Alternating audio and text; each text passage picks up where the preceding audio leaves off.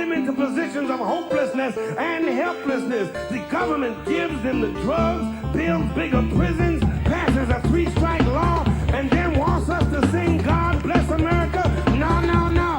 Not God Bless America. God damn America. That's in the Bible for killing innocent people. God damn America for treating her citizens as less than human. God damn America as long as she tries to act like she is God and she is supreme. Okay, hello, welcome to the show. Fuck, this is already starting off badly. I'm Jake Flores. Anders Lee is here. Anders Lee here. Anders Poggers Lee here. Alex Patak is here. Hi.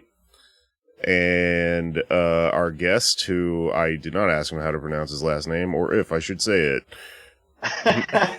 I'm going to say hello, Ben. Welcome to the show, and then you can elaborate from there. Thank you. Thank you for having me. My name is Ben. I am an actor. That's what I do. Are we doing last name? Because you got a cool last name. It's one of my favorites. Ben Yela is my name. All right, there we go. Cool. I didn't want to say it because sometimes people are like, don't say my last name, so I don't get Googleable on a podcast about horrible things for my job. When I apply to work at the executive branch of Jimmy John's, they'll find the podcast. Yeah. Yeah. They're going to come after me. Right. I mean, yes, Ben, well, this is, if you're a theater producer or filmmaker, whatever, in the Milwaukee area, you can cast Ben after listening to this podcast. You'll know where to find him. And Ben and I go back a ways. We're doing this 10 years after Ben and I wrote and produced a play for the Minnesota Fringe Festival about 9/11 that made a lot of people angry.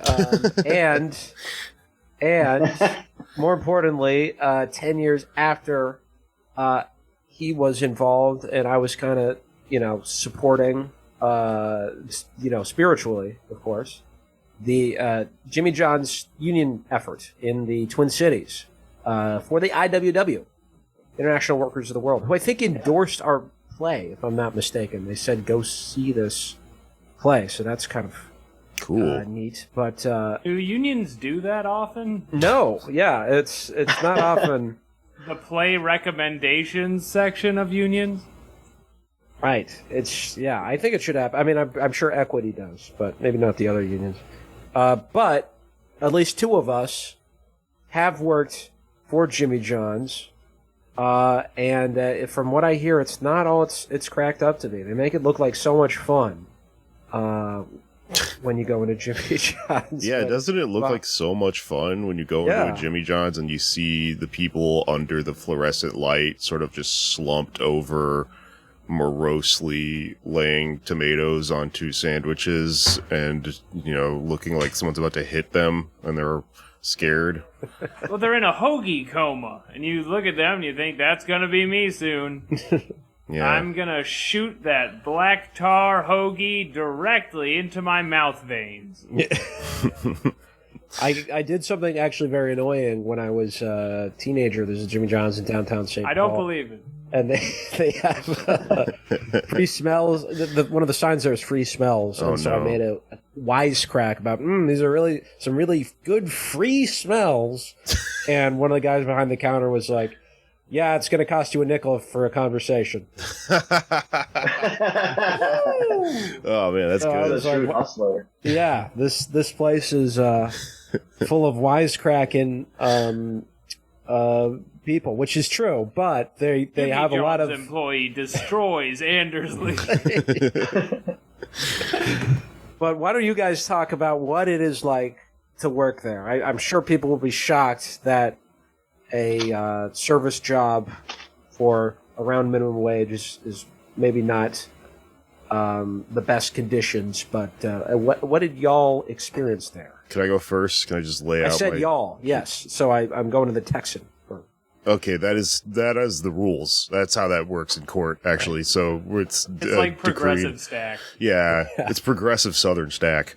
Well, howdy. I used to work at Jimmy John's. I am excited to talk with you, Ben, about this because I I watched this happen from afar while it happened, and I kept track of it specifically because I hated this job so much, and I was excited that someone did something or tried to do something or whatever we're going to learn about today. But I worked at Jimmy John's as a delivery guy, and it struck me as like particularly totalitarian and offensive as far as like fast food jobs go, because most jobs it's like, you know, it sucks, but it's like McDonald's and they're just like, here's your stupid uniform, fuck off, you work the fryer, I leave, you know, like there's just, I don't know, there's just openness that you're just like, the job sucks, everyone kind of knows it.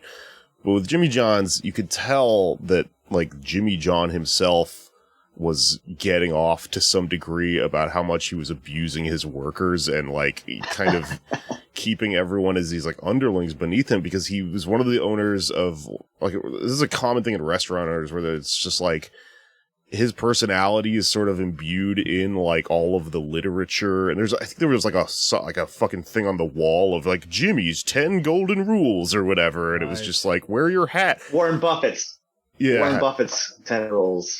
Where does Warren Buffett get involved? Wait, is that real? Yeah, at least back when I worked there, I didn't these places don't change much. You know, there was a sign on the wall that said like Warren Buffett's 10 rules to become a millionaire or something like that. Yeah. Oh God, it's fucking horrible. And so, like, it had this red flag number one with the job is if it advertises like, this is good for college kids. Like, that just means I don't want to pay you. And, I want you to be an idiot and all this stuff. And so everyone is sex in the store. You know, everyone's just kind of beaten down, and a lot of people buy into they think you're supposed to, they think that the job is supposed to be this bad. So I just remember the guy training me. I just looked at the dead look in his eye and was like, what the fuck's going on here? Things would happen like, at one point, at the end of my shift, I was supposed to clean a toilet, and like, I cleaned the bathroom, and but there aren't any tools. There's not like a toilet brush, and there's like a speck of something like stuck in the inside of the toilet bowl, but it's microscopic. So I didn't even look at it. The place is pristine. I start to leave, and then this manager comes and grabs me and is like, hey, you didn't finish cleaning the toilet. And I'm like, what? And she's like, yeah, I know, look, there's like a black dot. And I'm like, yeah, what? Like, what do you mean? You know? She's like, well, you gotta clean it. And I was like, well, there's not a toilet brush. And she's like, I know.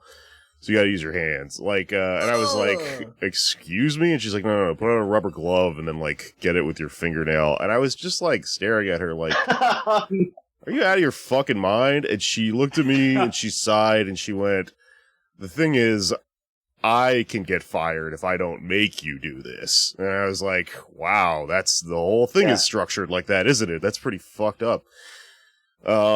And so I did it, and it was fucking gross. And I think it was maybe like a seed. I don't know. Poppy seed? Yeah, that's what it sounds like. Yeah. One poppy seed that came out of someone's ass. You know how sometimes they don't get digested the whole way? Yeah, it's fucking gross. I wish I wasn't talking about it on a podcast 10 years later, but it's stuck in my mind like it was stuck in the toilet bowl. So another thing that happened is, so I was a bicycle delivery guy in Austin, which is hill country, you know, and, this is in the heat in Texas. It's hot as fuck, and I have tattoos, and they have rules because I think you do a bike delivery? Yeah.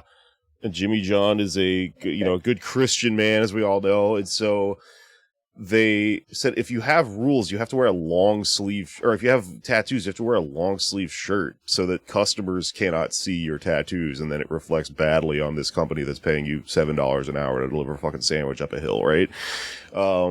So I got like the most breathable, like Under Armour type shit I could wear to like do that, but it was still hot as fuck. And it's just gross because you have to wear it like every day you do this or whatever. It's just it's insane. None of it makes any sense. Right. You also have to wear your Jimmy hat, which is what it is referred to as in the literature in the restaurant, like when you get hired. your baseball cap that comes with your uniform. But it's like he's joking in the fucking employee handbook of, don't forget your Jimmy hat. It just sucks. I'm not allowed to have tattoos. You're allowed to call my hat a condom. What are the rules here? What are the values we're working with? That don't make any sense. But the reason the tattoo thing really pissed me off is because on Twitter, some kid somewhere who just enjoys eating Jimmy John's sandwiches got a Jimmy John's tattoo, a tattoo of the logo, and they fucking retweeted it and shit and did a thing where they were like, if you get a Jimmy John's tattoo, we'll give you like unlimited free sandwiches for a year or something. So only tattoos allowed in the universe of Jimmy John's are tattoos of the company logo. But that's if you tattoo, that's branding. Oh no. Yeah, but if you just have a Hank Hill on your arm like me, you have to wear a fucking shirt and overheat yourself. And then the other How thing, is this Well, somebody's different just- than what Nexium was doing. right? Yeah, true. But if somebody's just broke, right, and you're out of money, the unemployment's not coming in anymore, you get a Jimmy John's tattoo. You could get a Charmin tattoo, maybe an Evian tattoo, and like stock up for all your life supplies with the different inks that you get. Yeah, you could, like a NASCAR driver or something with your body. Yeah. I mean, there was a guy in Japan, like a Japanese comedian a long time ago, who, like, for a TV show, they locked him in an apartment, and for a year, he could only survive on, like, sending out those sweepstakes cards and magazines and stuff. And he did it. He never found any pants, but, like, he eventually found food and stuff. So, unfortunately, that's possible. But anyway, the last thing, I guess, off the top of my head, thinking about this that was absurd was I remember, and there was a lawsuit about this, a class action lawsuit about this eventually that I was a part of, is you had to sign, like, I can't remember exactly the technical term for it, but you had to, when you were hired at Jimmy John's, you had to sign, like, a non-compete clause in your contract or whatever to work at a fucking sandwich shop, which meant that if you were fired or quit or anything, you're not allowed to work at, like, another, like, restaurant within certain distance for, like, 2 years or something like that, which is insane because, the industry is notoriously precarious, and it's not for people who are looking for a career. There's no upward mobility if you're working at Jimmy John's anyway. Maybe you get to be the toilet lady after like 10 years or something, but that's not a life goal, But anyway, yeah, I fucking hate that place. So please enlighten me. Tell me more. What did I miss? Yeah, you're hitting all the fine points of why working at Jimmy John's is a terrible thing and why they're an awful company to support, honestly. The non-compete thing was definitely there. I had signed the same thing. I think the language was something like, if you get fired or if you quit, you can't go to work for competing. You couldn't quit Jimmy John's and then go to Emilio's and start working in there, or in Herbert's and Gerbert's. These are some places because they're other sub places because they were afraid that you would steal the precious Jimmy John's secrets and take them to other companies and make them succeed. What are the secrets? I mean, they're like a Willy Wonka situation. I mean. Yeah, when you're putting mayo on a goddamn hoagie, right? On the sub, there could be no dry spots. If there's a dry spot, it's not okay. And that's a secret that, Jimmy John's has, Wow. that makes one of the things that makes their sandwiches so delicious is that every single inch of it is coated in thick, eggy liquid. That sounds delicious. There we go. I never thought of that. Liquid. Great. And Eggy applying liquid. sauce makes sure you add sauce. I wonder if Herbert and Gerbert's had a similar non-compete thing, because this is another Midwestern specific chain, and they will do bread guts. They gut the bread and put the gutting on top of the bread, so you open up your sandwich and there's just bread from inside the crust that on top of your crust, and it looks disgusting. It looks like a bird just threw up on your sandwich. That's fucking gross. Yeah. You know what else is weird about this is the fundamental misunderstanding of why the fuck I am working at Jimmy John's. Cause like, it's not like as though I'm gonna leave and then I'm gonna go over to Emilio's and be like, guys, I've got this great idea to make the sandwiches even better. I don't give a fuck about the sandwiches. Just give me my money. I want to make money and leave. Yeah. Yeah, you're going from one $725 an hour job to another. You know, it's like, who cares how you place your cucumbers on the fucking bread? But how long had you been working there before the, shall we say, the buzz started, the rumble in the belly for unionization began? Almost a year, maybe. I think it was like just under. I was working at like 2 different locations. One of them was like the busiest Jimmy John's location in Minnesota at the time. Just feeding rich yuppies, business folk and the like. And then I worked at like a university spot closer to the college. And, because of that, like I got to know a lot of the people who worked there. It was like kind of this joke in Minneapolis because the cycling culture, the bike culture is super intense there. And like a lot of, people who rode their fixed gear bikes all over town worked at Jimmy John's, myself included.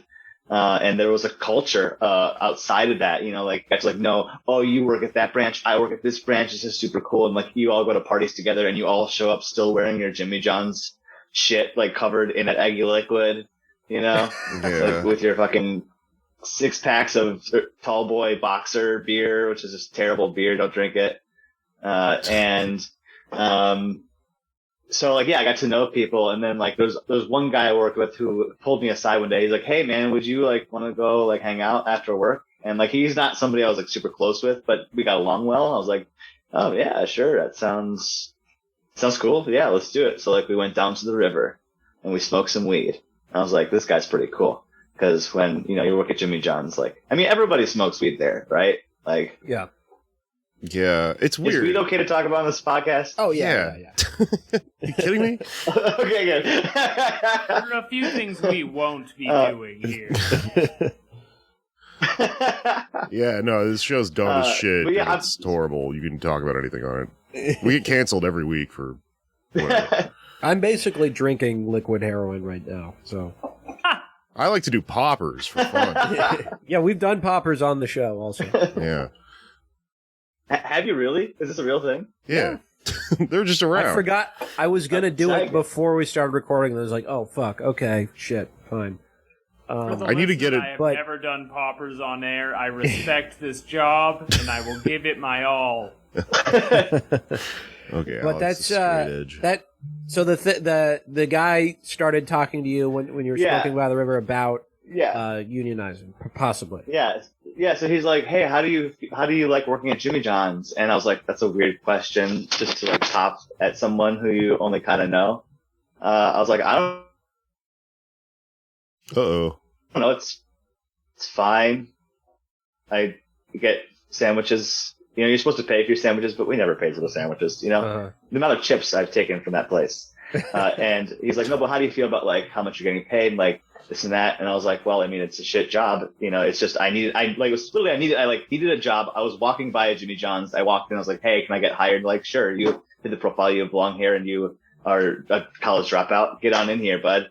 And so we just got to talking about the practices at Jimmy John's and that hierarchy that you were kind of talking about, that like after 10 years you get to be the lady who says, go clean that poppy seed out of the toilet basin with your finger, like it's just grueling.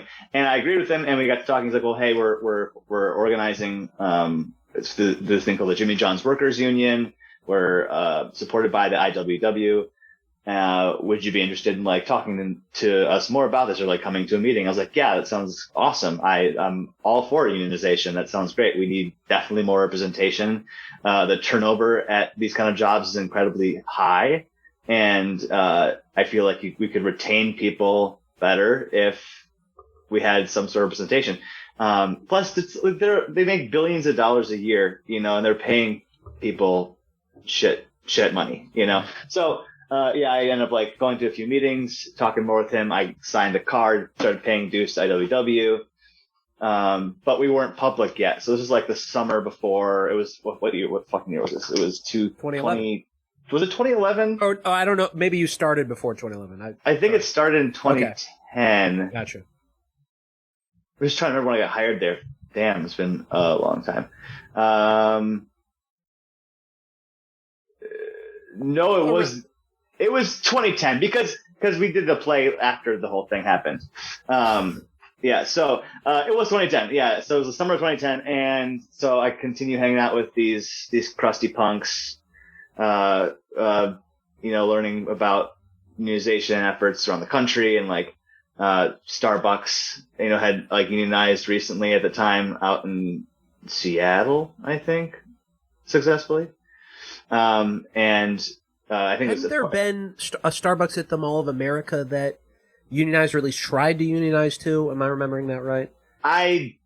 There might have been. I don't remember specifically, but I do know that the IWW was instrumental in getting this particular franchise of Starbucks unionized, and so we were really gung ho about it. And we honestly like formed this giant like shadow coalition. It's kind of what you have to do when you're starting a union. You can't go public with it.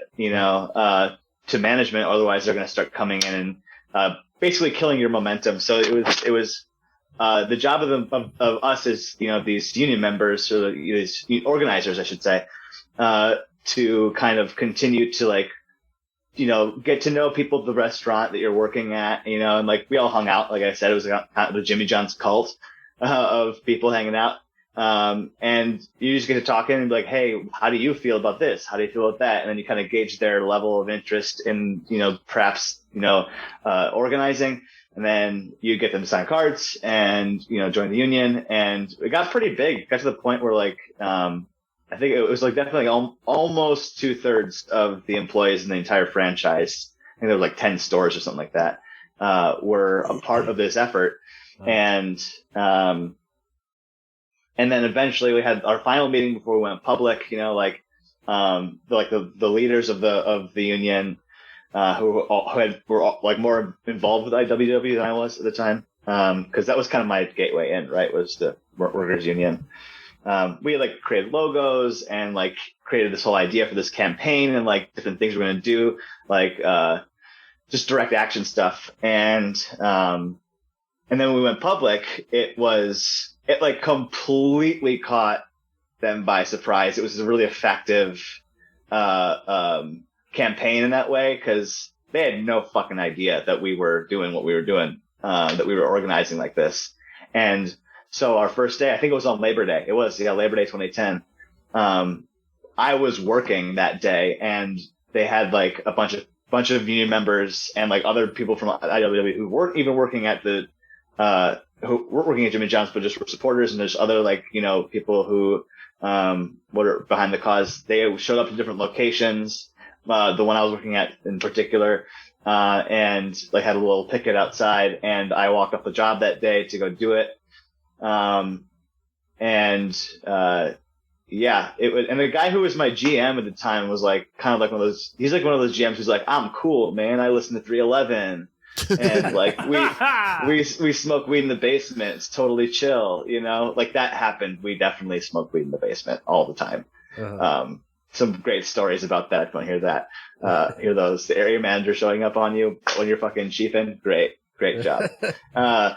So yeah. And like, so he was like, he took it like really personally. And I'd be like, dude, like, I think you're a nice guy. Like, I don't think against you, but we are trying to do this because, I mean, good for you. You are getting paid like $15 an hour to run an entire store and have to do all this extra paperwork. Good for you, man. Like, but don't you see a problem with that?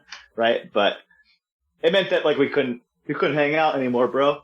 In the words of Michael Scott, do you really need a union if you have a union of guys? Yeah, that was definitely his attitude. He definitely took it personally. He was not happy about it. And then he would like try to like, after we went public, with the union, he would like try to like be like, hey, do you want to like party, sometime? And I'd be like, I mean, I'll get a beer with you, man. Like, as long as we don't talk about the union. Cause like I said, like, I liked the guy. He was a nice guy and I did enjoy hanging out with him despite his 311 obsession. So we were hanging out once at a bar or something like that, and he like tried to bring up the union. Like, dude, I can't talk to you about this at all. It's actually what you're doing is illegal. You can't.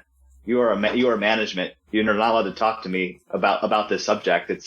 It goes against all of our labor laws. So then you started to see as the people who ran this franchise started to freak out. The owner of the franchise, I don't even remember his name. He before I even knew about the union or anything, like I was like running late to work, and I quite literally mean running. I was like running to the light rail to get downtown for my job, and the owner of the stores like drove by, and his name is Rob, I think. He's like, "Hey man, can I give you a ride? You're going to work?" I'm like, "Yeah, I'm running late. It'd be great actually." So like this, like the owner of the place, like took me to work, and it's like I got to stop over there anyway, and we like chatted. And I mean, like, he's just, you're run of the mill capitalist in a Lexus. But like, he didn't strike me as someone who like, I don't know, I didn't like hate the guy. I just like hated the company that he ran and the organization that he worked for. But anyway, he like one day after we had come public, he was like, he saw me in the store. He's like, "Hey man, what, like, I can't believe you're doing this, like, to me." And I'm like, "We're not friends." He's like, "I gave you a ride to work that one time." I'm like, Oh, God. "Cool, man. It's good of you." But union busting practices, they started bringing in, your typical union buster, these lawyers who would like, we had these mandatory meetings that we had to show up for. I don't remember if they were paid or not. I have a feeling like they weren't paid because I remember being angry about it. We had to go to these meetings, where, these corporate lawyers who are getting like paid $250,000 a week or whatever, like so much more than all the people who worked for the franchise combined probably made that week. To come in and be like, "Don't join a union. It's bad. Do you really want to have somebody in between you and your employer? Don't you want to have the freedom to speak to your employer directly about your needs? Do you really want to pay an absurd amount of money from your paycheck every month towards the union?" And so I remember when you telling me about this when it happened, I expected it to be just like, them to just be like, "Oh, you haven't thought of all the paperwork you're going to have to do," and just like tedious, like really technical stuff. But you were also telling me that they were doing like fear mongering. They were like, "Sacco and Vanzetti raped a baby," or like shit like that to just make you terrified of, and I think they specifically demonized the IWW, the Wobblies, as being this like historic terrorist group. Did that happen? Am I remembering that right? Yeah, you are for sure. There was a lot of fear mongering in terms of like, "Oh, it was almost like, you think you're getting paid shit now. Well, wait until this union comes in. They're going to make your wages even lower because they're going to take your money. They're going to cut your hours. They're going to change everything at this company, all the things that you enjoy about the flexibility of this job and make it rigorous." There were what other things they did to scare us away. They're going to make you sing Solidarity Forever and put your beer in the air. And there's a lot of lyrics. A lot of people don't realize is until you start singing it, the lyrics, there's a lot of them, and it's hard to remember them. They never end. It just keeps going. It's way longer than it needs to be. It's called Solidarity Forever. That's right, because it lasts forever. Yeah. Just keep singing the song, you'll never be divided again. But yeah, the specific rhetoric about the Wobblies, like, "Oh, do you guys even know who these people are who are coming in who like want to like organize you? Do you have any idea? Well, check it out. In 1942, they burned down a factory," which like wasn't true. Everyone's like, "Cool." Yeah. Oh, awesome. Great. They did that. In this time they started a riot, and like, cause there was, at the beginning of the Wobblies history, they were one of the most feared unions of the early 20th century by big business because that they had these direct action politics that really challenged the status quo and forced people to, the people in charge, people in power to change their ways. Things that we today as society in America enjoy, like, 40-hour work weeks. That was largely due to actions that unions like the Wobblies took. They were instrumental in that. Child labor laws, a minimum wage, these things that we take for granted today are because of these types of unions. They created The Weeknd, the musician, who headlined the Super Bowl halftime show. Yeah. And where would we be today if it weren't for songs like Blinded by the Light? All right. That's true. Is that what that song is even called? I don't know. You mean the Manfred Mann song from the 70s? Wobblies also did that. A lot of people don't know that. Blinded by the light, wrapped up Maybe like a douche. The douche he's referring to is your boss. It's an anti-boss I song. don't think anybody can name the Weeknd songs. I have They're no not idea. known by names. They're like where you are in the grocery store when they come on is how you identify them. Yeah, I truly have no idea what the man's music sounds like. I watched the show and I don't remember it. But I am being facetious. I mean, I'm referring to the literal Weeknd, the old saying, "Do you like the Weeknd? Thank an anarchist." Yeah, that is a saying. So anyway, go ahead. No, you go ahead. All I was just going to say was that there was, they were choosing like these, like these small moments in history that like could, if you spin it, make it look like the Wobblies are this dangerous, like radical leftist organization. And they are radical in a lot of ways in terms of, using direct action to get their policies heard and seen and passed, and over the years, the Wobblies have dwindled in size, but they were really big at one point, and really instrumental.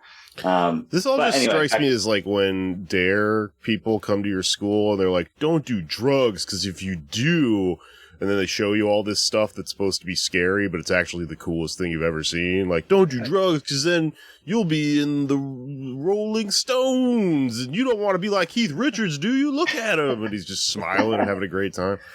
They're making women scream. Is that what you want? Yeah. Frighten women? But this culminated in, ultimately there was a vote, right? A few months later? Yeah, it was. So, we went public on Labor Day, and then we had an election that we scheduled for the end of October or November. I'm missing the details. It's been a while.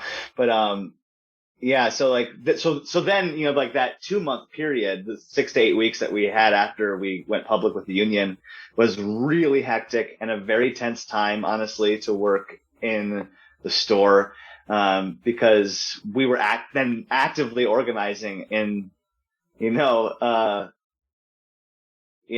open, and, this really rattled, the, administration of this company and the franchise, and a lot of the fear mongering that these union busters were doing was pretty effective for some people, because the only access they had at that point, because there were some people we couldn't reach, for fear of them perhaps going public without a knowledge, or they just like were new employees, because it is a high turnover place. People are constantly coming and going for these fast food jobs. Mm-hmm.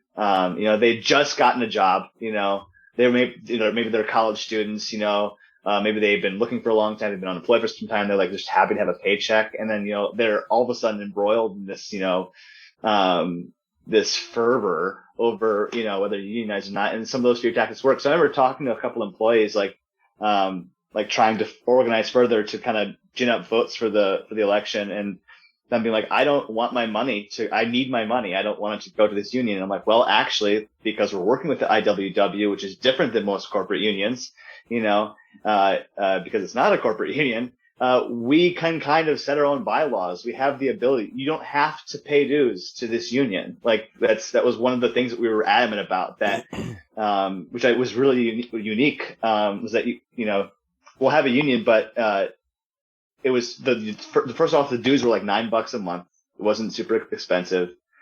And you could choose whether or not to support the union monetarily, but still reap the benefits, which I think is pretty cool. Anyway, going on, election day comes around, and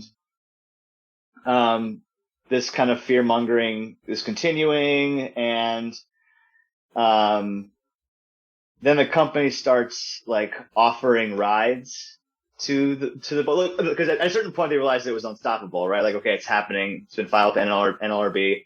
It is happening. So they're like, okay, yeah, sure. You guys are welcome to vote. Vote for however you want. We'll even give you guys a ride to the election poll, to the polls, which is against the law, essentially.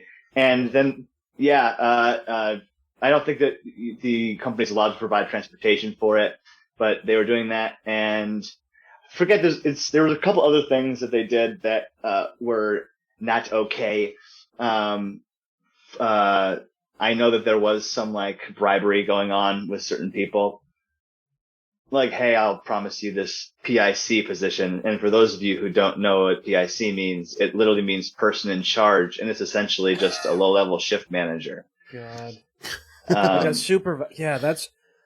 worked at a place in New York where the managers, they were called managers, but they were technically just like, in their official position, they were not managers. And what they did was the tips, instead of giving them a higher wage, all of the tips would go to them. So it was just a great way to just stoke resentment between everybody who's a floor staff, but you give one person more authority and more money. You don't give them a higher wage. You just have them take money from everybody else. And it's a perfect way of keeping it fucking divided and animosity and paying as little as they can. You're PIC friendly. Yeah. Don't be PIC phobic. This is like when they put Homer and the two grunts, the two goons, in the basement of the nuclear power plant, and he's got a baseball bat, and he's like, it's my job to guard the bee. They said they don't trust you with the bat. I got to guard the bee. And then the bee bit his bottom, and his bottom was big. Am I the only person that remembers this? Moving on. I was not allowed to watch The Simpsons as a kid. Really? Should have got the fucking IWW involved between you and your parents. Fuck that. Yeah. I need representation for my television watching. But no, so we continue doing this, and the election comes up, and we had honestly an incredible amount of momentum for this, and we ended up losing the election by 2 votes. It was like 85-87. Or something like that. It was incredibly close, and we should have won. In my opinion, I think we did win the election in our hearts. Because they had been kind of shady and shisty, behind closed doors, and paid out people to vote against the union. So. Right, and it isn't impossible that I heard some suggestion at the time that they rigged it. Is there anything to that, you think? The actual vote? There's no way they could have rigged it because the National Labor Relations Board audited it. It was so like I don't think they rigged it, but they definitely skewed the results through coercion. Okay. Essentially, that's what, because eventually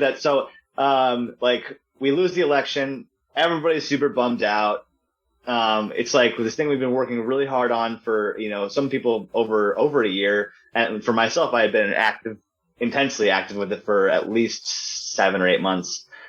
It was a big letdown, They sent Pinkertons to a sandwich artist's house with machine guns to intimidate them.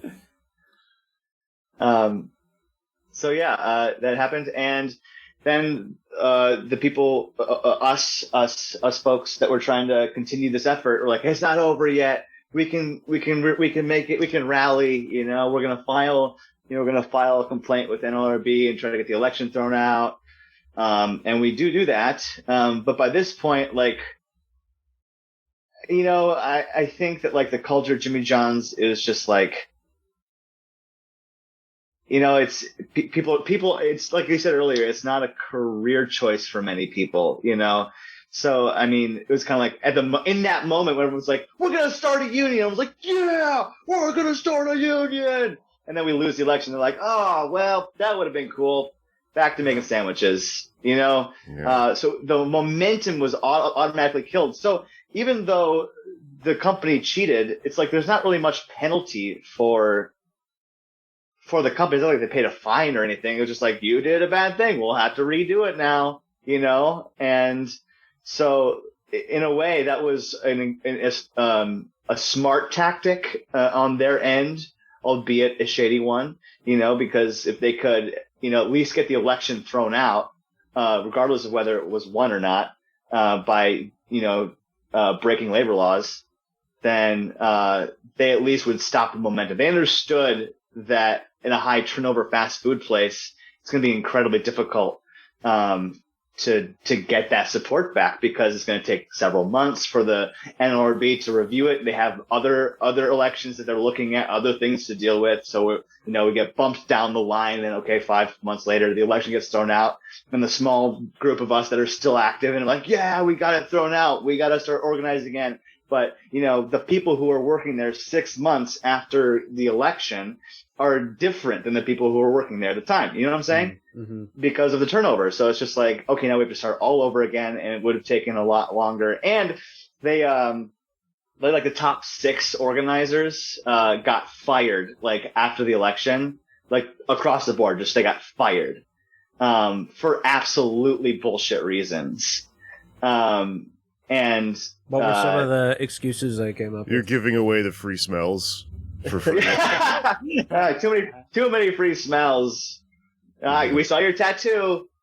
You know, that tattoo shit is so fucking ridiculous, by the way. It's just like, who do you think you're hiring? I know. It's like the entire place looks like basement guy, little stoner guys. It's all 311 guys. I don't even know how they did that. It was like somehow more than other fast food jobs. It was all like little dudes that invented Napster in their dorm room or whatever. Yeah. So it's just like it doesn't make any sense. I forgot what I was talking about. I'm sorry. Oh, these guys got fired. They got fired. Bullshit reasons like, you were like 10 minutes late to work one day. You're done, bud. It's like, and it was like specifically these 6 top organizers in the union, who were with the IWW, had been organizing with them for several years. Mm-hmm. And they were clearly targeted because of, basically what the company thought was like, hey, if we can like chop off the head of the Hydra, it'll be harder for them to grow, like all 6 heads, it'll be harder for them to grow new heads. Right. Because they couldn't be active in organizing the union if you don't work there. So that killed momentum. But a nice story. These guys kept fighting and fighting and fighting and fighting. And 5 or 6 years after they lost their jobs, they won back pay for all 5 of those years. They were able to prove that Jimmy John's acted unlawfully, and fired them unlawfully, and they got screwed. That franchise got screwed because they had to pay these 6 guys like thousands of dollars. That rules. Nice. Oh man, that's amazing. Wow. Yeah, because it's like, what do you think you're gonna do? Like these are like hardcore organizers here. They're gonna fight you, and they and they won. And it took them a long time, but they won, and it's a success story. So that union is that union drive is particularly famed in union circles. I've talked to other people who are organizers with other organizations.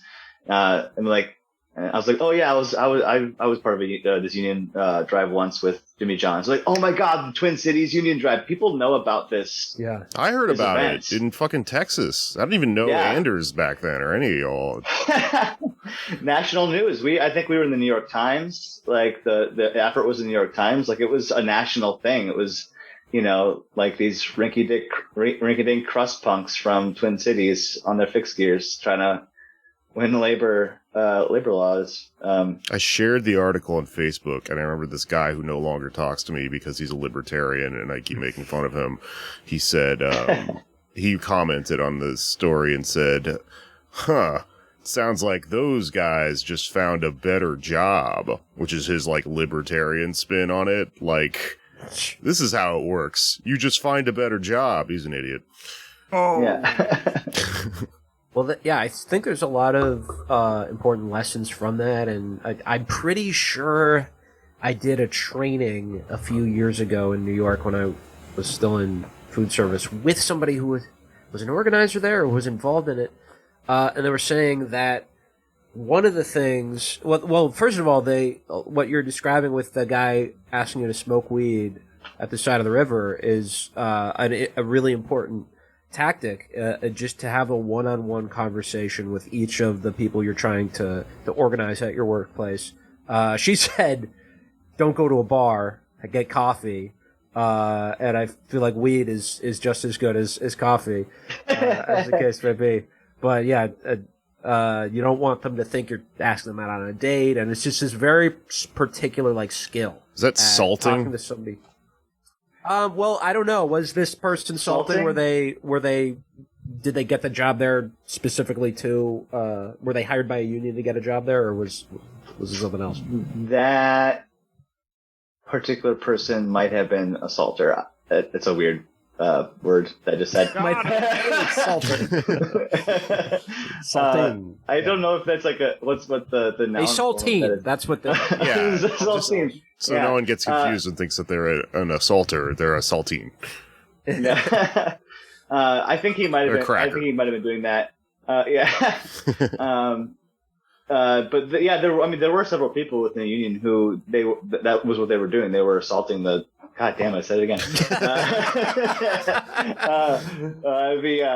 The business. They got a job specifically at Jimmy John's with the goal of organizing it. But there were only a few of the people in the union who were directly with IWW. The majority of the organizing team were people who had already been thinking about this for years. Yeah. And I think the IWW heard about it and was like, okay, well, let's try to get in here and organize this place because they're already thinking about it, Yeah. And it seems like one of the other things that Jimmy John's decided to do was, and this was probably a stupid idea on their part, was to promote some of the organizers. At least that's the person who was running the session I did said that they gave her a promotion. She was like, cool, now I have more power and information, and I still want to organize this place. Mm-hmm. But that does, I think, point to an interesting question that it's hard to know the answer to, is what do we do about, and that's in this situation, what do you do about middle management? What do you do about the managers of the stores? Because, and this is a debate that happens all the time on Twitter. Are they working class or are they part of the owning class? They're kind of in this weird in-between space, and there might be a way to reach some of them. I'm curious what you think. Should we try to, in this position, I guess it depends on the situation, but is it worth trying to reach them and say, hey, look, you're still getting screwed, you're making more than us, but it's not much, or do you just have to do an end around them and get as many, yeah.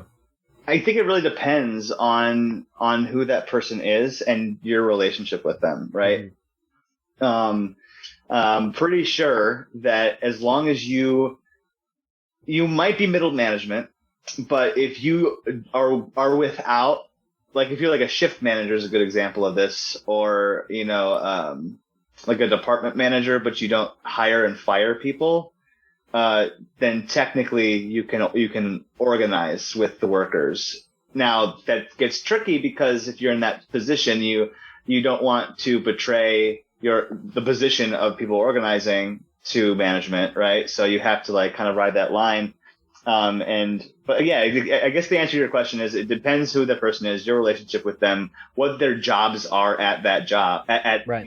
What their power is at the place they work, and whether they be sympathetic or not, where the loyalties would lie, So in that same way of taking somebody aside and being like, hey, let's have a one-on-one conversation. How do you feel about this? That is the most effective way to gain support. It's slow and hard because you have to take people individually, but eventually you get enough people who are interested in organizing that they can do that with a lot of different people at once, right? And then being like, okay, who do we think, now that we have enough people here, who support the idea of unionizing this place, us as a group of people, who do we think in that middle management could we trust, essentially, who would be like, yo, I can't say anything. We can't really have this conversation, but you got my support. Like, at the end of the day, like, I'm not going to do anything to deter you, you know? Right. Yeah. But it's hard. It's a hard question. Interesting. Yeah. Yeah. Well, I think if a saltine, excuse me, if a saltine gets a job if they get promoted to manager, I think that's cool. But yeah, it's probably not going to happen most of the time. So I think what you guys did, which is getting 2/3 unity, is really the important thing. Is, you know, regardless of what side the manager, plurality of managers are on, just having 70% of workers on board is what you got to do, and it doesn't always work, right? But it seems like, you know, judging by what's been happening in the labor movement lately, what we probably should avoid is going in with, you know, 30%. We know these people on board, and hopefully the vote will go our way. Yeah. No, you got to start out with 70% on board. Inevitably, even some of them are going to get chipped away. Right. But, you know, you got to have that going in. Yeah, you want to start with a strong majority there because, you know, like you said, like, you might have, you know, at 30%, 40%, you know, like, super passionate and be like, well, we can do this because, like, and we can grow past that 50% point. But I mean, if there are enough people who aren't informed, I think another thing is that, like, it depends on how closely knit your job is too. It's like, oh, well, how come you didn't talk to me about the union? You know what I'm saying? It's like, it has to be, like, truly a collective effort. I use that word intentionally, right? Like, it has to be like, everybody's in on this, right? The tricky thing is that once you grow to that level of support before you go public with the union, you run the risk of one or two people slipping through the cracks and going to management and saying something, you know, or accidentally saying it when we're all out at the bar, you know, like, oh, let's go get a drink after work. And, like, you know, your middle manager is there, right? Your shift lead or whatever, who doesn't know about the union. And you're like, oh yeah, we're at the union thing the other day. Or like, oh, what's happening with the union these days? And, like, it just comes out because you're having a couple drinks. And that person's like, wait, what's happening? And it's like, oh shit, you know? So I think it's like, also why the Jimmy John's thing in Minneapolis was so impressive, because there's a bunch of, like, you know, 20 somethings who, like, kept their mouths shut essentially until, like, in solidarity, being like make sure everybody knows that, like, over this, you know, year and a half of organizing time, because I came in after they've been organizing for already like a year, I think. So, like, the fact that nobody, like, said anything to management or let it get out, like, really showed, like, the power of that kind of solidarity, you know, like, it's like, we're going to do this and fuck them. We need to take the power back here, you know? And, I just think it's just really impressive to see that kind of thing happen, because when you know, a successful announcement like that comes, like, you want the company to be kind of, you know, cross-eyed over it, because you kind of want to catch them and be like, cool, they're scrambling to figure out tactics. They're not ahead of you at all because they didn't even know what was happening, right? Like, and then you can automatically start hitting them with direct action, you know, like marching on the boss, picket line stuff, petitions, you know, just getting the word out, holding events that, like, for the union, like, we held some fundraising events, like, where we, like, put a concert on like the University of Minnesota campus, right? Like, we, like, rented out a lot, you know, on their, like, lawn or whatever. And, like, we got this rapper Guantes, like a poet, rapper, educator from St. Paul. Like, he came out and like supported the union and, like, had a couple other, like, bands play. And you know, like, and then so you have, like, it's like, hey, we're doing this thing. And, like, we've got big banners all over the place. And so, like, getting the public informed is also the next thing. Because you not only want the support of, you know, the people you're working with, to win that election, you also want to have the general public, the people who are frequenting these locations, know what's going on and be like, yeah, I do agree. You should be able to take a day off when you're sick and not lose pay, you know? Right. Like, you should be allowed vacation time. You should be getting paid $15 an hour at the minimum, you know, like, and, like, oh, it's really cool that you're doing that. Like, in Milwaukee, they just, there's a coffee shop that they unfortunately also lost their election, but very, very on a razor thin margin. And that was also national news. This place called Colectivo, they were trying to organize, and that was one of the tactics that particular union was using, was to try to get as much press out, via social media and in the general press about what's happening, so that people, like, when they go to a Colectivo, they can be like, I support you, I got my union thing on, like, way to go, like, because that shows the people who are working at that location who aren't on board yet but might be, like, okay, I was on the fence, but I see that, like, there's support out there, I'm not alone in this, Right. It's just, that's the whole point, is grouping together to form a net that can take down the beast. They really, like, build up this scary, like, the collectivist thing as, like, an antagonist when they're trying to scare you away from unionizing. And, like, down in Texas, I mean, everyone's got this very big individualist values and stuff like that. Mm-hmm. And I remember falling for it a little bit in my head at some point and thinking, like, oh yeah, somebody wants to go smoke a joint with me and then talk to me about a thing. This kind of reminds me of, like, fucking Christians and shit like that I don't like it when they do that, when they have an ulterior motive, or like they're trying to get you to join Scientology or something like that. And I think that's really where people's head goes when they get tricked away from it and don't understand it's in their own interest. But, like, some of this stuff you're talking about with, like, I think that's why, getting the entire, like, community and the people that patronize the businesses and stuff like that to support it helps with that paranoia. So you don't trick yourself into thinking, oh, we're getting 1984 or we're getting fucking, some stupid 80s movie like Red Dawn or something like that.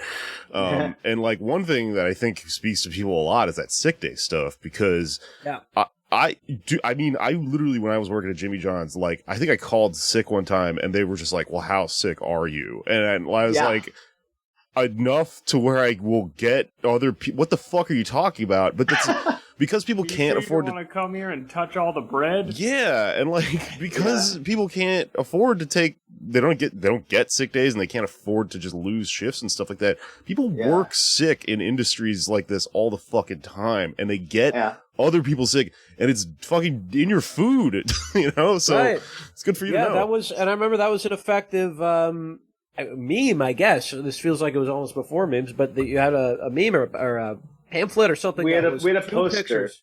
Yeah, it was a poster. Yeah, you describe what the... We had this poster, because again, it's also, it's like what I was saying, it's about getting support from the community to make them aware of what's going on, the practices company is, espousing, right? So, like, we had these posters and we flyed it all over town, right? It was a picture of two Jimmy John's sandwiches side by side, completely identical. Yeah. And then it said, on the left, this is a sandwich made by a healthy Jimmy John's worker. On the right, this is a sandwich made by a sick Jimmy John's worker. Can't tell the difference. Support the union. It was just it's brilliant. Because it's the sandwich that the picture was like this really gross looking sandwich. Like it was like splayed open. There's like sprouts and mayonnaise like falling out of the bread. Slathered in mayonnaise, as is the Jimmy John's way. It's one of the secrets. Yeah, we might. I hope we get sued. Fuck it, let's take them on for spilling their mayo secrets. Mayo secret, man. Yeah. But yeah. So yeah. No, go ahead. I'm just gonna say, like, that kind of and when someone sees that, when they're out, like, at a venue seeing a show, or like they see it in, like, their downtown office building, it's like they're like, oh man, I eat there all the time. Like, that is gross. And then it makes you think, like, oh, this is happening not just at this Jimmy John's, this is happening all over this industry. I've been in the service industry since I worked at Jimmy John's over 10 years ago, right? Like, I've been doing this kind of work for a very long time. And, the amount of times I came in just, like, absolutely not okay to be at work, but had to be there because I couldn't get someone to cover my shift.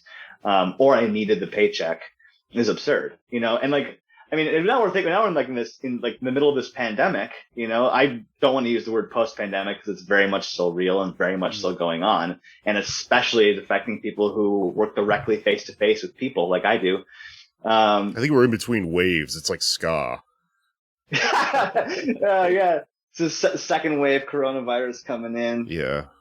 The specials of COVID. One hot take I've seen for service industry stuff, because there was all this griping. This was like a few months ago, but I think it's still going on. There's all this like media panic over a labor shortage. Nobody wants to work because they've become commies at their house or whatever. And instead of the obvious reality that we're in a capital strike because people know how much money they should be getting as they just received it, and they are not willing to work for less now, but capital will not bend to give them that, which is on their end. But then an auxiliary factor that people aren't talking about, 600,000, I don't know what the number is anymore, plus Americans died during this thing. How many of them were working service industry jobs and just got sick because they got blasted in the face with a virus? Probably a lot. Absolutely. That's who was getting sick. The labor shortage might just be dead people. It's a dark reality, but very much could be real. You know, like everything you're saying is spot on. You know, like there are so many factors. I've been reading a lot about this because I'm endlessly fascinated by service industry stuff. As much as I want to leave this industry, I keep getting sucked back into it for these reasons. I'm passionate about it because I've done nothing else in my life. Yeah, it was once you really never leave. But no, like things I've read about are, you know, like, yeah, potentially people are dead, which is not something to laugh about, right? But could be real. People have shifted their career paths. You know, the pandemic gave people a chance to not do that job for a second, you know, and whether through a PPP loan or unemployment, we're able to stay at home safely and kind of think about what the hell they're doing with their lives. Like, I don't want to be a fucking server. I've been doing this for 15 years, or I don't really enjoy serving drunk people every night. Like, I don't want to be a bartender. I don't want to be, it sucks. I get home at 4 a.m. and my day is shot. I wake up at 5 p.m. and go to work. It's like, no, I've actually been really interested in photography. I'm going to go back to school. A lot of people are going back to school for grad school and stuff like that. My brother's doing that, you know, like, and I'm really, really proud of him for that. And I have a bunch of friends in the service industry that are, you know, cutting their hours down so they can go back to grad school to continue what they maybe had started, you know, with a bachelor degree, you know. And there are, like you said, there are also people who are like, I don't want to go back to this shit job. I'm worth more than that. And, I'm not going to take it. So fuck you. Good luck. You know, obviously the dead people aren't funny. The ruling class looking around and going, why is no one going back to serve at Arby's is funny. Like, they're incredibly aware of what's going on. They just are lizards who do not care about other human beings. Yeah, I mean, they just refuse to see the situation for what it is because they have a bias. They want things to look a certain way and to be a certain way. Right. I know a bunch of people who left an old job of mine because they were fucking staff was forced to work during COVID and everyone was getting COVID and shit. And so I think it's highly likely that there's a bunch of dead people that factor into this. And that other thing you're saying about about people just leaving. I mean, you know, the service industry is a shining example of the thing where like working class stays the working class because the precarity is reifying and makes you like, you know, just little fucking cogs and you can't get out of it. And it's brilliant because it's constantly like kind of giving you this myth of like, you'll get out of it someday. And then you just wake up one day and you're like, I've been bar backing for 12 years. Like, what the fuck just happened? Yes. I was talking to a roommate of mine about a job he got, and it's like an office job or whatever, and he was explaining to me the other day about how he's like, yeah, you can like run errands and stuff in the middle of the day and all this shit, and he left the service industry like you're talking about. And I just hadn't even thought about it. I was like, yo, what? Like, that's so weird that you could do that, because the service industry thing was this thing where like once you're in, you like might not look at your phone the whole time because you never stop moving and stuff like that. Right. That's what my job now for Russian state media is the first office job I've had. And when I started working there two years ago almost now, I would because I'm used to, you show up to work, it's go, go, go, go, go, gotta move, move, move. And instead it's, no, okay, now we sit at a computer and write a script. And I would fall asleep like the first few weeks I worked there because I just wasn't used to sitting and like being free. Yeah. It's not the kratom. Don't say it's the kratom. It's not the kratom. It's the it's the capitalism. I think moving from the service industry to like something like an office job has something really funny kind of embedded in it, which is it starts to make you realize how made up most jobs actually are, and the absurd this entire kind of system is, because you're like, wait a minute, this job is nothing like the intensification that is compounded into this other job I had where I had to be carrying stuff constantly and moving stuff and whatever. And then like within even office culture, you start to see people whose jobs are just like, yeah, that doesn't need to be here. Like, what the fuck? It's like the David Graeber like made up fucking bullshit jobs thing or whatever. And like eventually you start following this to its logical conclusion and you realize like, yeah, this is part of capitalism, is it because it needs to keep creating more places to put the capital and stuff. It creates this absurdity that just like it operates by keeping us precarious and then propagandizing to us that this is like normal. But it's like, I guess I'm going to use the phrase, this is not normal, like, yeah, I don't know. And so I think good. Yeah. Everyone should get the fuck out of this industry. Well, and now we're getting into big philosophical, heady stuff or whatever, but I almost want to go automate it and then fucking get everyone out of it. And then, but then there's still problems with that.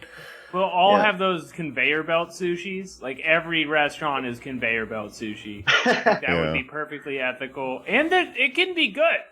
So depending on where you go, it can be pretty good.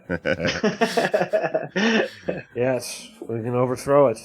Hopefully. Yeah. Yeah. I mean, there's something about like working in this industry, and I mean I worked through the pandemic.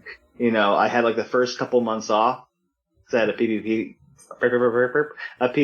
loan through the company I recorded, and then that ran out, and I had no source of income, and I could have applied for unemployment, but I was also kind of bored, which is like also like this thing where I was just like, because like I'm also a performer, so like my other industry, the thing that is my actual career, the thing that I care the most about, like was completely dead. Like my job literally relied upon me getting in front of groups of people gathering, and that was just like, we have no idea when that's coming back. Like I was in the middle of a play, I was in the middle of the run of a play when the pandemic began, so I was like, I'm just sitting at home like drinking and smoking cigarettes all day. Like, I need to do something. And so I was like, I need some money. So I might as well just go back. And like, they gave me an option, like you can come back at like this many hours a week and still apply for unemployment. But then like shit went down. We're like, this guy got fired because he was a shitty manager. And they were like cutting down staff, like their full-time staff because they didn't have any money. And I had to work through this pandemic, because like I said, like once you're in, you're in. You know what I mean? Like, yeah. I started working 40 hours a week, and I was like, well, I guess this is what I do now. And it became like impossible for me to think about like cutting down my hours because I was like, I can't leave. If I leave, like I'm letting down my team, And I like the people I work with a lot, So like, I literally felt that way. Like I don't want to let these people who I deeply care about because I've known them for a long time and like them a lot. I don't want them to feel like I'm abandoning them, So then it becomes like a weird like Ouroboros, thing of like I'm eating my own tail here, But it's like it's weird, like it is that like capital mindset, like I'm in this thing, and then because I'm in this system, and because I care so much about like workers' rights and solidarity with the people I work with, I cannot leave this thing. I must work to make sure that everybody's okay, Yeah. It's a little terrifying. And then seeing the way people get treated in the service industry this past year and continue to, it was always bad. It's just gotten way worse. Do you have any examples that we could maybe air out? Of people acting like assholes? Yeah, of COVID assholes. Oh, yeah, we should do thank you for your service. I have an endless list endless. I mean, most of it came down to mask stuff, because we had a mask mandate that just recently got lifted here. That was the majority. I mean, I had a dude throw a beer at me last summer because he didn't want to wear his mask, so he had a little temper tantrum, and it's generally, well off middle-aged people. I'm not gonna beat around the bush. I mean, this is the majority of the people that I'm seeing that are acting entitled are of that particular generation. And tend to be like, oh, I came in from the suburbs and I wanted to drink my beer without my mask on. I'm like, I'm not telling you you can drink your beer, just put the mask on when you walk around the space. And it's just, it's like arbitrary. It's just theater that we were performing, this sanitation theater, of like, I gotta scrub down every single chair. I gotta scrub down the seat of the chair because COVID is spread by butts, and then okay, you have to wear your mask while you're inside, except once you sit down, you can take it off. It's like, it's stupid, but there's also like, it's just a rule, man. Like, just put your mask on. A lot of people yell at me about that. We changed up our operation, like, completely. We used to have like kind of this open system, where you could just kind of come in and sit down wherever you wanted, and then you go get your drink at the bar, go get your food at a counter, that kind of thing. But then it became very strict because we had to worry about capacity, and because we used to fit like 500 people in this place that I work, and then, it was like only a certain amount, only 25-30% capacity. So this only 6 people can sit at that table, only 4 people can sit at that table, and they have to be this far apart. And then people coming in with like, I don't know who the hell is hanging out with 25 people in the middle of a pandemic during the winter time. But people would show up with like, I got a party at 25. I'm like, we cannot seat you together. Well, we want to sit together. We came together. It's like, okay, I hear what you're saying, but listen, I literally cannot do that because of policies that we have here and mandated by the city. And please, would all 10 of you please put your mask on while you're talking to me? We just got out of our kissing tournament. Where are all the contestants supposed to sit? So that was one. One of my favorite ones was this guy named Ron. I remember his name. Ron Johnson? It was, I wish it was Ron Johnson, but I have been in the presence of conservative lawmakers, at certain places. I actually sat behind, on 420 of all days, 420, 2019, I sat behind Scott Walker, Governor Scott Walker. Oh, wow. I don't know if you guys know who Governor Scott Walker is. I interviewed him, actually.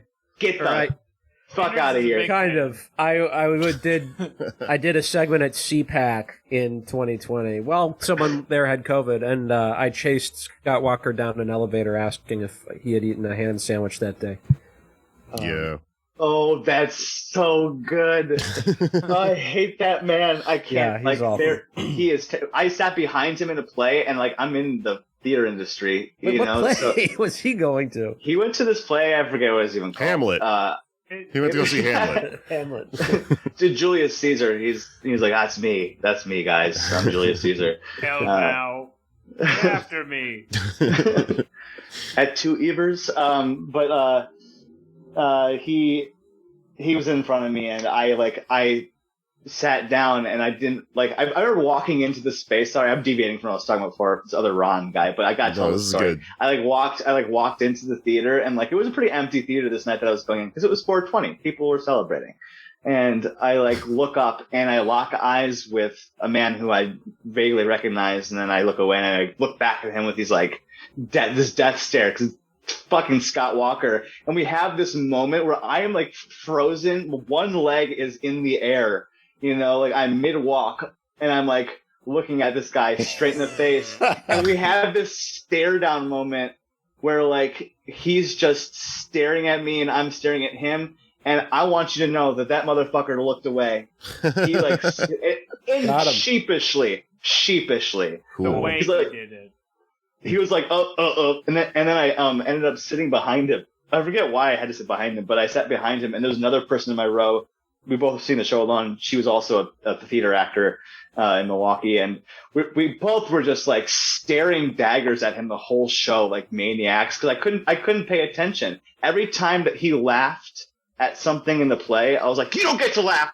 You don't get to be merry. You know how many lives you've ruined, just like, and it took everything in me to not say something. I really should have just been like, fuck you, man, and walked out. But like, I was there. Politicians who knows everybody hates him, and that's the worst kind. They're just like, Yeah. hey, boo me at the store. I have a routine for it. Yeah. Yeah. Staring contest was a pretty cool tactic. I like that. I probably fucked with him. Honestly, like, it wasn't even like I was like, I'm gonna get him with the staring contest. It was like I was in such shock and in so much like immediate. I went from like having a great 420 to being incredibly angry that he was in this space, because the theater is my space, man. That's my community, and you're coming in and like, oh, dude, I fucking hate that guy. Anyway, fuck Scott Walker. No, I did not serve Scott Walker at my job, but I have been in his presence and angrily stared at him during a drama. Hell yeah. Okay. Damn. Yeah. Well, as we're wrapping up now, it's been 10 years now since this this effort, and 20 years since 9/11 almost, and another 10 years since you and I did, speaking of plays, a one act about. We have to commemorate it in some way. I feel like because our play came out. It debuted 10 years. We timed it 10 years after 9/11, and now we're 10 years since the play. And we always talked about, in 2021 we're gonna do it again, but COVID and life got in the way. But we've still got a few months, Anders. That's true. Yeah, we can pull something off. Coming back. You have to keep that level of spirit. Yeah. Right. 9/11 nostalgia is going to be big in just a month or two, but. This play was about the anti-globalization movement, late 90s, early 2000s, and these kids decide to blow up a summit for the WTO and the World Bank, and then they plant the bombs and come back and see that 9/11 is happening. So that's what we did, and this is how I'm commemorating it. Yeah. In part by having you on, and also hearing about that good fight you weren't involved in as well. Yeah. How was it received? The union folks loved it. We were endorsed. Yeah. Right. Some people liked it. I think we did a good job. We were both. I was 20, 21 maybe. Yeah, you were 21, I was 20, yeah. Okay, yeah. We started writing it when I was still 20. It took us a year to put it together. But, so I wouldn't say it's like, it's no Pulitzer Prize winning play. It's not exactly, something Scott Walker would go see. That'd be awesome. But it was very earnest, and I think I'm still to this day very proud of that achievement, and I think we did a good job with it. And one of my favorite moments of the play is, at the end of it, we literally pulled a clip off YouTube of live 9/11 CNN broadcast. The towers were falling when they were there was some YouTube clip of live footage.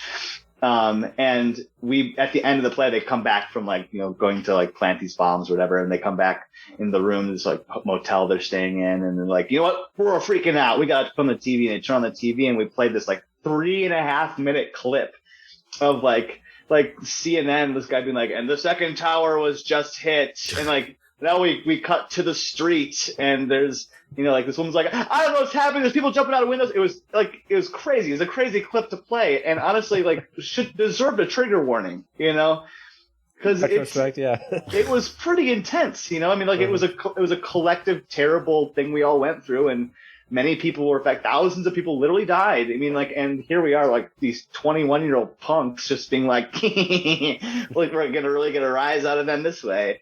And after one of the Andrews, do you remember this? After one of the productions, we're leaving, and this woman walks up to me, and she's like, "Did you write this play?" I was like, "Yeah, we wrote this play.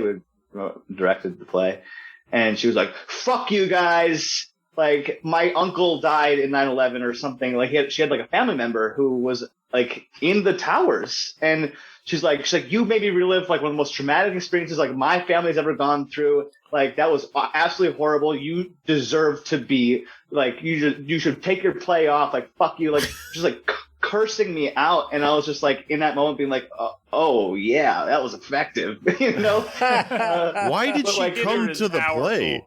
I mean, it was, again, there was no way. It was called The Day the 90s Died. There was no way you would have known. Oh, okay. It was supposed to be a surprise ending, and we would have given away the ending if we had said, "Yeah, this is surprise." It was effective, but like at the time I was kind of like, yeah, that's how art should be. But now I'm a little bit more mature, and I've done more work and more work in those areas, and I'm like, okay, maybe it's not okay to shock people with trauma, you know? Well, yeah, I mean, for every one of her, I think there were 2 9/11 survivors who loved it. So that's the real dilemma there. It was an intense. I mean, I feel like the actors pulled it off extremely well because of their reaction to it, and it was supposed to create a vibe. Anders, were you in it? I had a small part. Yeah, I think we were a small part. Yeah, you were a guy. Did you play Chad? Were you Chad? I think I was Anders Chad. was Muhammad Atta. He's like dressed one of the towers, like when a kid is a tooth in a fucking school play. I am Tower 1. I'm having a good morning. Go with me and trade your dollars. I am Tower 1. Oh man, that's fucking funny. Well, there's still time. There's a month left. We can get that together. We could put it on. Should we? Yes, this is the title, Content Warning 9/11. I know. It's a really tricky thing you get into when a content warning would ruin the punchline of a thing. How do you do it, you know? I mean, if you're, that's part of life on it, you know, just having to. I'm not saying. I love how remorseless you are about this. This kicks ass. 9/11 happened to everybody. I'm sorry. It was in Arlington, Virginia, and I was a 10-year-old told that the world was about to explode. I didn't. Yeah, I guess a loved one did not die, but I still do not apologize to that person. I mean, one of my loved ones died in 9/11. His name was Muhammad Atta. There you go. And I loved him. There you go. I think you have to process these things through art. Is my rejoinder to her. I don't even remember that. Wow, I guess I suppressed it. Yeah, it's one of the things that sticks out. Was that and the profound like support from the union community. Yeah, just like the IWW showed up for that show. Like one of the organizers of the union saw it and was like, "That was like we need to see more art like this." Like. Exposing these terrible truths about the world, because you know, like in one section of the play, like we like have one of the characters like explaining like what the IMF is and does, you know, and has done, how it's ravaged countries' economies and resources, and I think it resonated with a lot of radical leftists. So that in that way achieved our goal. Mm-hmm. And it was just a few months before.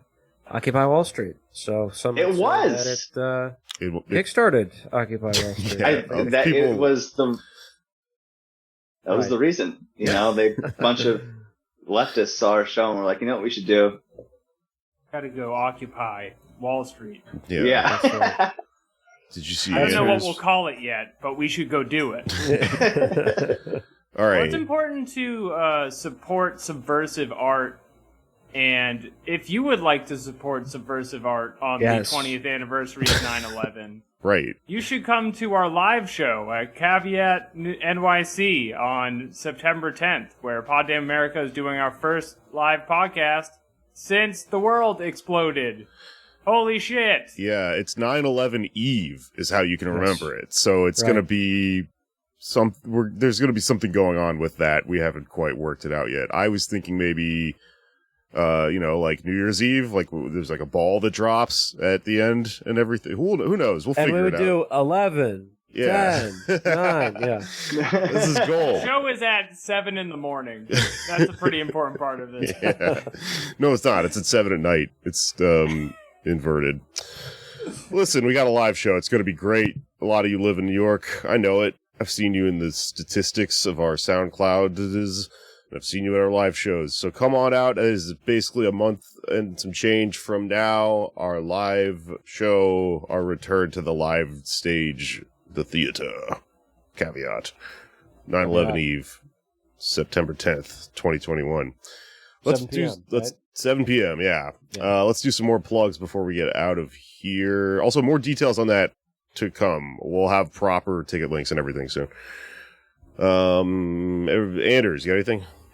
At Andersley here on Twitter, Dursley on Instagram. Check out my other job, Redacted Tonight, Portable.tv and YouTube. And subscribe to our Patreon. We got some fun bonus apps, most recently about Andrew Cuomo's the study, the report on his misdeeds. And we also got a fun one about the Spanish-American War. So check that out. Attack. Ben, did you have anything? If you live in the Milwaukee area, come check out Voices Found Repertory's production of A Midsummer Night's Dream coming next month. I don't remember the day that it opens, and I should because I'm in it. What do you play? I'm playing Nick Bottom, the Weaver. Oh, Ooh. Yeah, that jokester. He gets turned into a donkey. It's pretty great. So if you want to see me get turned into a donkey, we're going to hire a real live donkey and put it on stage. Trigger warning. Yeah. Ben will become a donkey. If you want to know more about that production, you can check out. Hold on, I just got to get the information because I don't have it in front of me. You can check out their website. It is voicesfoundrep.com. So check out their website. Tickets are $15. We open on September 2nd. Love to see you there. I'll put it in the show notes. Alex, got anything?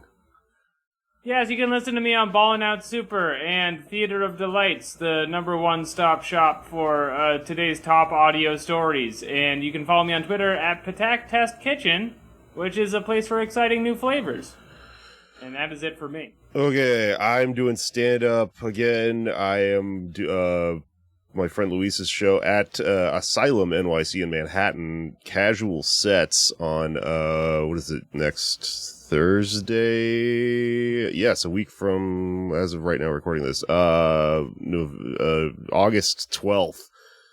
And then after that, I'm going on tour, so I'll be in Texas and Oklahoma and New Mexico and Arizona and Nevada and California after that. And, weather shows Why You Mad. And I think that's it.